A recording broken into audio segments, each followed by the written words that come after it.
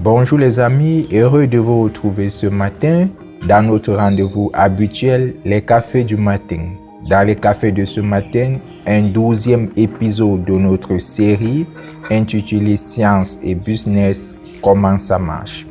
Une série consacrée aux hommes et aux femmes qui entreprennent par la science et la technique pour donner place à la technologie.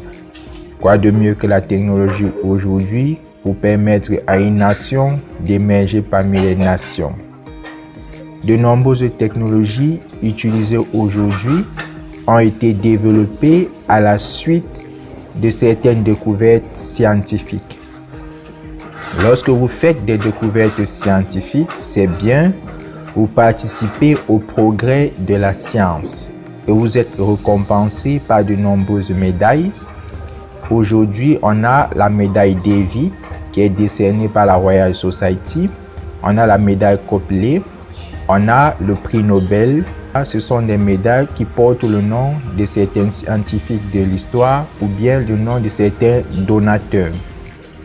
Cependant, lorsqu'une découverte scientifique est faite, elle participe au progrès de la science, mais elle doit également contribuer au développement industriel, au développement technologique.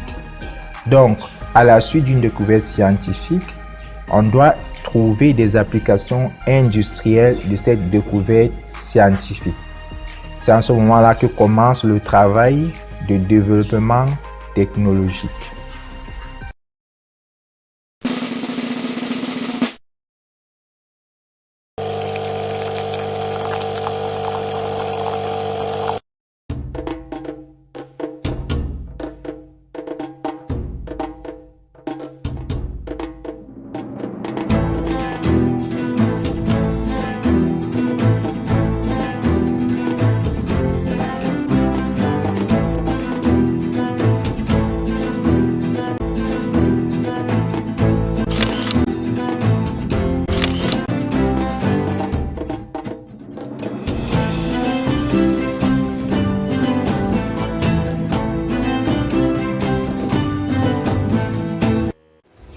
Parmi les découvertes scientifiques historiques, on a l'électrolyse.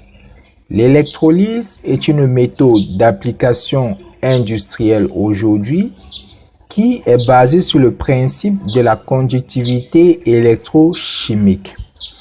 Un principe qui a été découvert auparavant par des scientifiques tels que Galvani, Volta, Faraday, Arrhenius.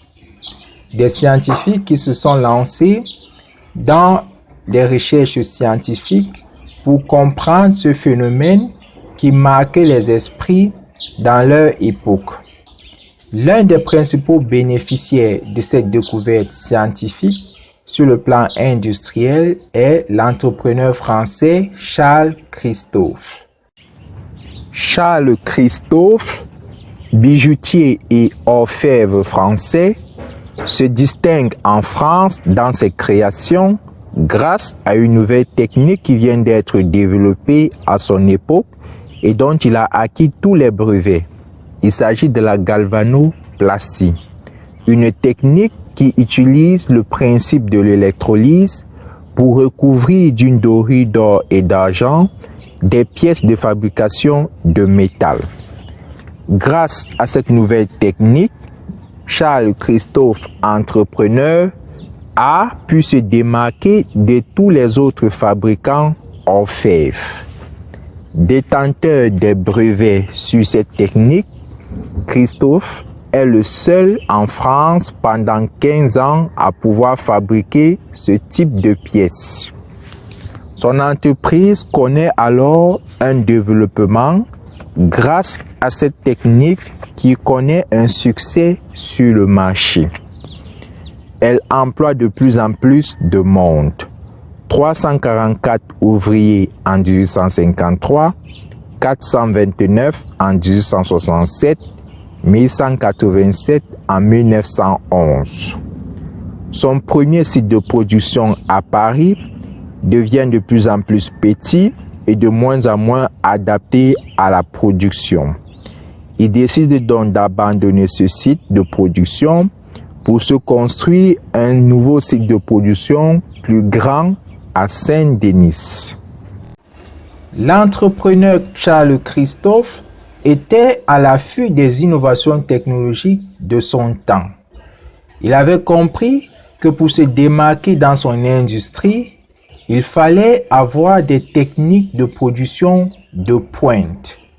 C'est ainsi qu'il a pu se développer en son temps. De nos jours, de nombreuses technologies industrielles sont davantage développées et les industriels gagneraient à moderniser leurs outils de production pour parvenir à se développer de manière conséquente.